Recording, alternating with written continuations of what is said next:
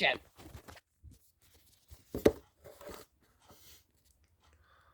That's a great way to start the video. Okay. Hello, this is Broski04 for Triple Threat 420, and today I am going to. Today is a review of Thor Love and Thunder. I should have done this earlier. I should have uploaded this earlier because it's actually been a couple days since I've seen the movie. It's been a while. It's already been a little while since I've seen the movie. It's been like a couple days or something. But work. I got a job now, so yeah, got that to worry about. But I am finally getting to it now.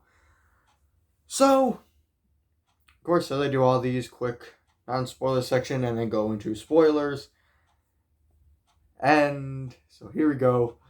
I didn't like it. If you have seen any of the movies that or not movies, any of the videos, a lot of our past videos, past high fives, I think we did a ranking of the Phase 4 movies so far. And just some other stuff, I've talked about how much I wanted to like this movie, how much I want this movie to be good. Especially after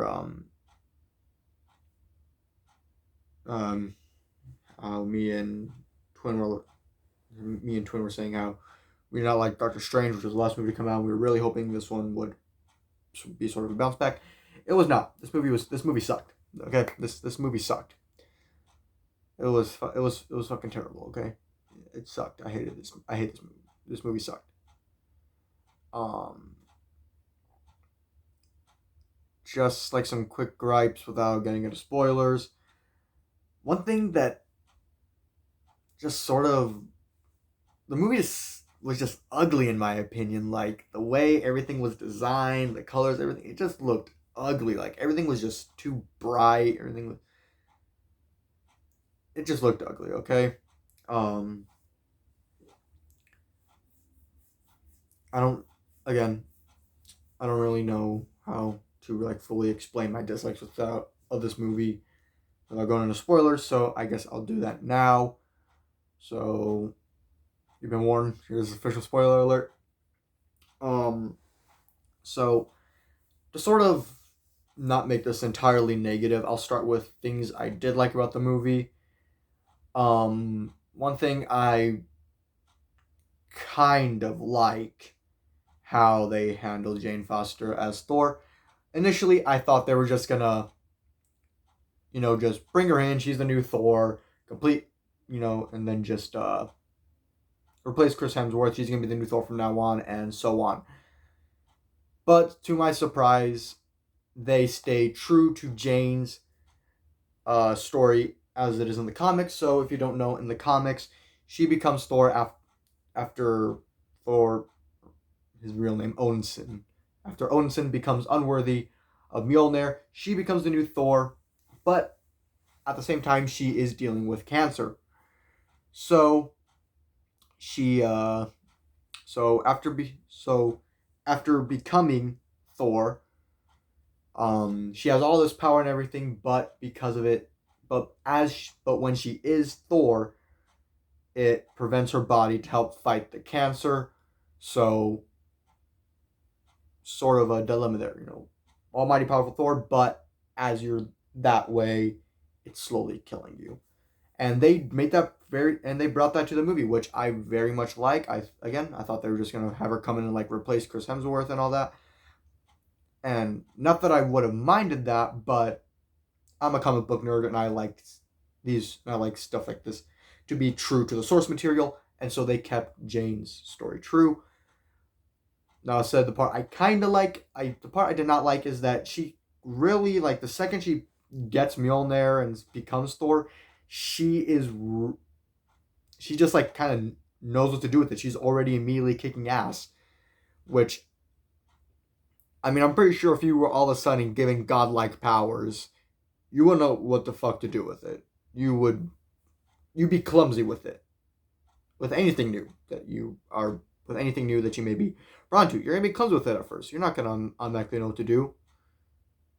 So, I think a way they could have done it better was, she is sort of she's still clumsy as Thor, and Guy Thor, I this is gonna be confusing. Okay, Jane. I'm just gonna say Jane and Thor. Okay, that's just gonna keep it easier. The way they could have done it is have Thor, when he finds out that Jane is now holding Mjolnir and all that. A way I think they could have done it, and it could have also played into the love aspect of the movie. Love and Thunder. The way they could have done it is that they explain how they were in a relationship and then broke up.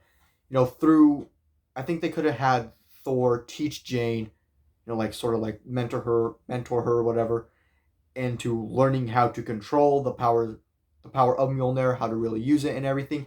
And through that, they sort of find that love again, find their love again and start coming back together, and then find out the dilemma that Jane is in with her as holding Mjolnir, slowly killing her, and then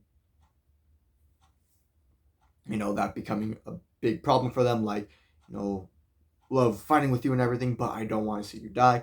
I think they could, if they did it that way, it would have worked a lot better instead of Jane just getting Mjolnir and then automatically knowing what to do.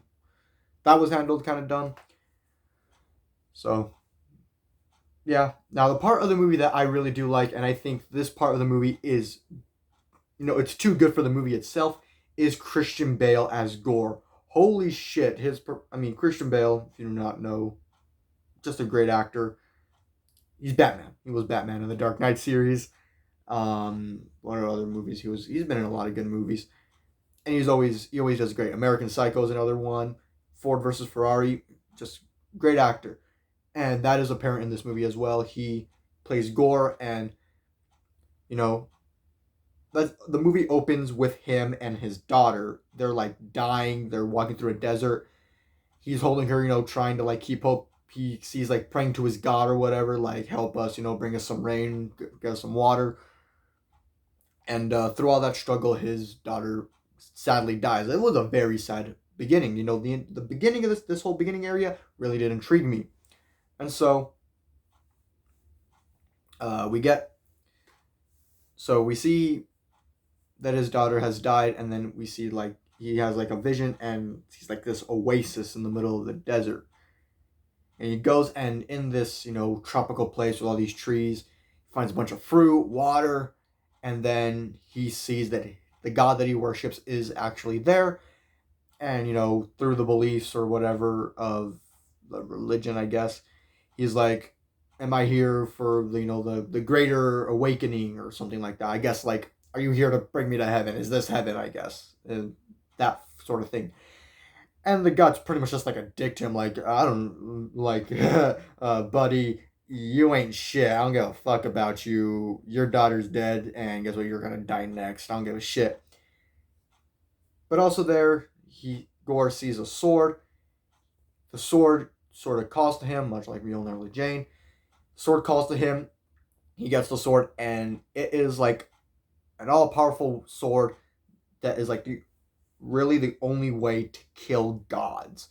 So he uses it to kill his god, and because his god just betrayed him, everything that he had believed in it before just betrayed, he's like, I am now going to kill every god. He becomes, I think his nickname is like God Butcher.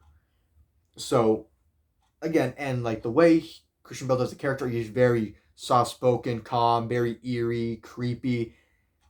Seems like a really big threat. Again, Gore is the best part of this movie, and is the best part of this whole movie. This character is too good for this movie, honestly. This character and the way Christian Bale performs it is too good for this movie.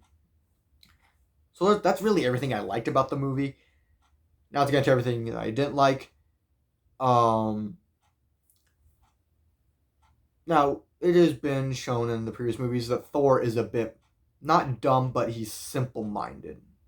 When it comes to stuff like Earth and everything, he's a bit more simple-minded. He's, again, not stupid, but he's not the brightest guy. That's been established. He makes some dumb mistakes every now and then, but he still does show some level of intelligence. Here he's kind of just shown like a bumbling idiot, which is, that's just dumb. I don't like that. And I think in a previous video, I think in my toy hunt, I like mentioned how I didn't like Valkyrie. I was like trying to pinpoint what it was about her character. I figured it out. It's not even really much to do with the character. It's the actress. I just think Tessa Thompson is a terrible actress. She has one fucking emotion, and that's bored. Like even when they're like in a dire situation, dangerous situation, whatever,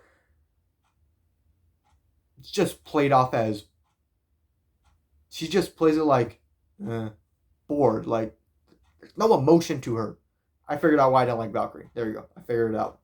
And of course that didn't change in this film. Still in just bored. I don't like Tessa Thompson. Okay, there you go. Figured it out what it was. What other parts of this movie? Korg, I kind of got. Oh, Korg in the first movie, he was a small part. Um, for those of you who may not know, the voice actor for him is the director. What's his name? Taika Waititi. Um, Taika Waititi. What I don't know what the fuck his name. Something like that.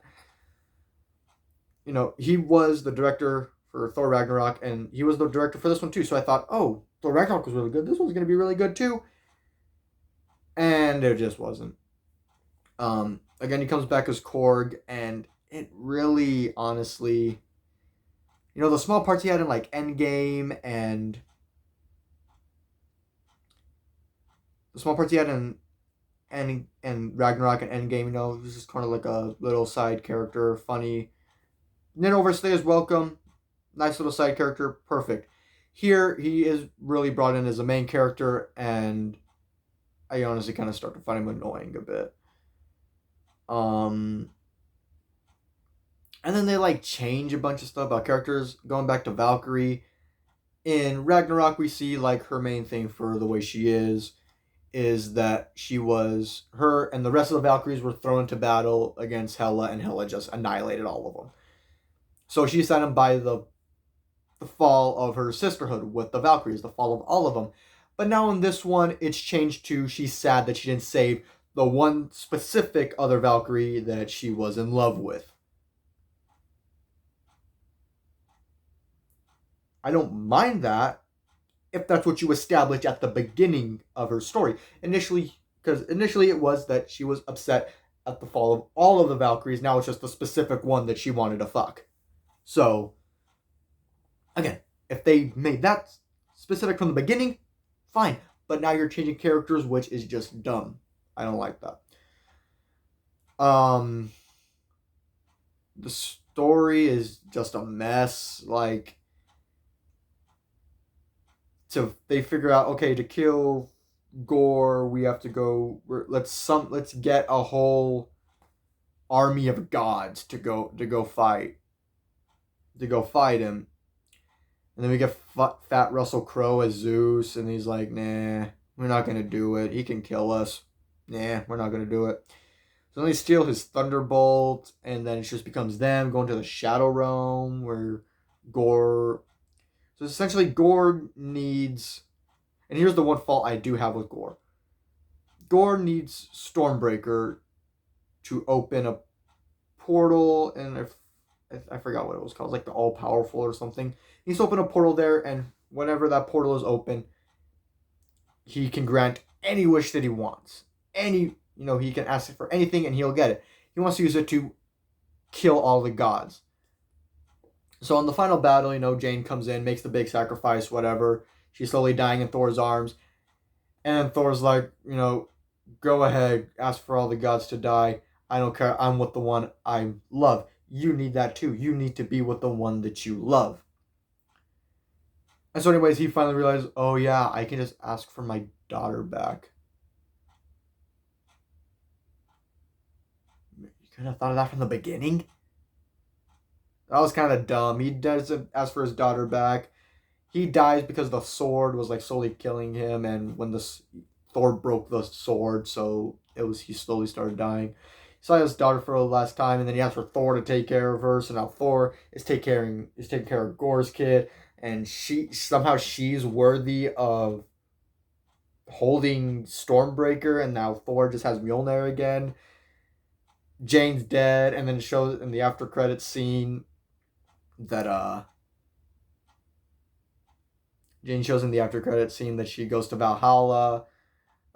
Zeus is sad that we don't that humans don't worship gods anymore, worship superheroes. So now he sends Hercules to go after them, which, I mean, that's kind of cool. We get Hercules now, but I'm gonna get to a slight problem with that. And again, the way I just explained everything sounds like a mess, like I was just kind of all over the place. That's how the movie was. It's not good. It's that, and then like everything is taken as a joke. Like, yes, Thor Ragnarok had a lot of jokes in it, but there was time for like serious moments and stuff to settle in. Had its serious moments. Here, it's just joke, joke, joke, joke, joke, joke, joke, joke, joke, joke, joke, joke, joke, joke, joke, joke, joke, joke. Like, seriously. So a lot of it falls flat. Maybe I laughed like 4 times. One of me and Twin and Jay's fears was realized. We said we hope that the Guardians aren't just used to, like, in the beginning to just set Thor off on his adventure throughout the rest of the movie. That's exactly what they were used for. They never showed up back in the movie, not even an after credit scene. That was it. So, yeah. That was Thor Love and Thunder, and it's just terrible. It's not good. It's not good. And now, I said there was a problem with Hercules. Again, trying to bring him in to bring in intrigue. Like, okay, now we're gonna want to watch this. You know, they've done this before with at the end of Guardians 2 with they hinted at Adam Warlock. By the way, that's when did Guardians 2 come out? Like 2017? It's been 5 years. Where the fuck's Adam Warlock? What the hell? It's 7 years. 5 years, sorry. It's been 5 years. What the fuck? Well, anyways. So, here's my problem with introducing Hercules. No one gives a shit. And me, I am one of the most diehard Marvel fans you will ever find. I don't give a shit. Phase 4 has been a complete train wreck with the exception of Spider-Man No Way Home. That has been the only exception. Marvel had, honestly, a perfect conclusion with Endgame.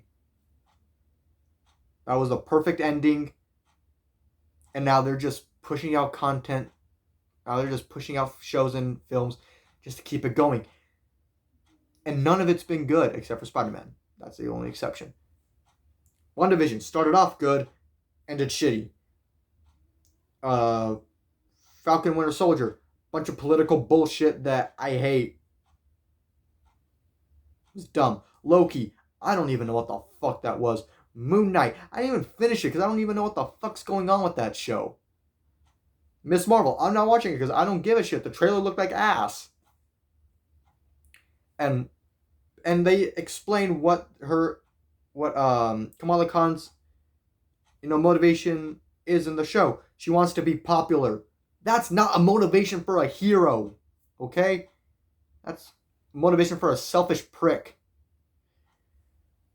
She-Hulk, that's coming out soon.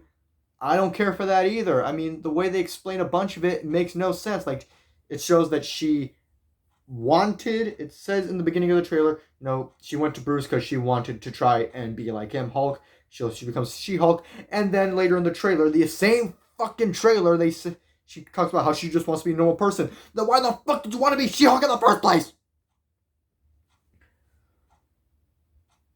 The MCU it's dead. It's dead. No one cares anymore. No one cares anymore. Doctor Strange was terrible. All the movies have been terrible except for Spider-Man. All the shows were terrible. And again, this was one I had hope for. And it was one of the biggest disappointments. So, now I'm not going to say that. Now, could I be proven wrong? Yes. Maybe there's a big turnaround coming. Is it with the shows? No, the shows are beyond damage at this point. But the movies, maybe something good will happen. I don't know, though. I really don't think so. I know we're supposed to get a new Fantastic Four movie. And I forgot. I think another Ant-Man movie. Watch the Phase 4 ranking. We talk about all this. I don't know. about the MCU anymore. I really do think it's hit its stride. Honestly, how things have been going, I'm starting to think Spider-Man No Way Home was sort of a fluke for the MCU, you know? Like, it was good. I loved it. It's one of my favorite Marvel movies, if not my favorite Marvel movie. But it's a single outlier. It's a little gem on a mountain of shit.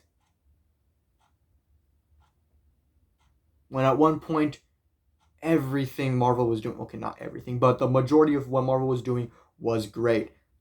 All three Captain America movies, I love them. Some of the best films. Iron Man, good movies.